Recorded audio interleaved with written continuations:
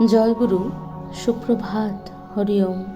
ওম অখণ্ড সংহিতা বা অখণ্ড মণ্ডলেশ্বর শ্রী শ্রীমৎ স্বামী স্বরূপানন্দ পরমহংসদেবের অমৃতময় উপদেশবাণী ঊনবিংশ খণ্ড।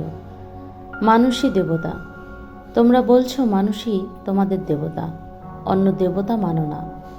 সুতরাং কোনো কোনো দেব মন্দিরে যে ভক্তদের দানরূপে প্রচুর অর্থ জমে যাচ্ছে, এটা আপত্তিজনক।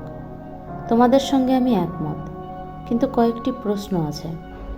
মানুষকে ক্ষুধায় পীড়িত দেখে নিজে অনাহার করে নিজের মুখের অন্ন তার মুখে তুলে দিয়েছ তুমি তোমার জীবনে কয়টি দিন বা কয়টি বার?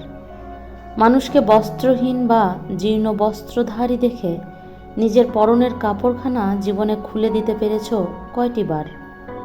শীতের রাতে হঠাৎ ঘুম থেকে জেগে আচ্ছাদনহীন দরিদ্রের পর্ণকুঠিরে গিয়ে নিজের লেপখানা তাকে কখনো দিয়ে আসতে পেরেছ? যদি পেরে থাকো তবেই আমি তোমার সঙ্গে একমত, নইলে নই।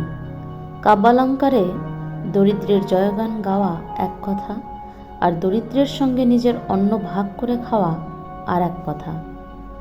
মানুষ আমারও দেবতা, কিন্তু শৈশব থেকে আজ পর্যন্ত যতগুলি দিনের কথা মনে আছে, তার একটি দিনও খেতে বসে অভুক্ত, ক্ষুধার্ত, অজানা অচেনা হাজার হাজার লোকের কথা ভেবে অশ্রু সংবরণ করতে পারিনি। তাই আমি জীবনে পেট পুড়ে খাওয়া বন্ধ করে রেখেছি। খাই অত্যল্প, যতটুকু না খেলে শরীর হয়ে যাবে অচল। হরি ওম।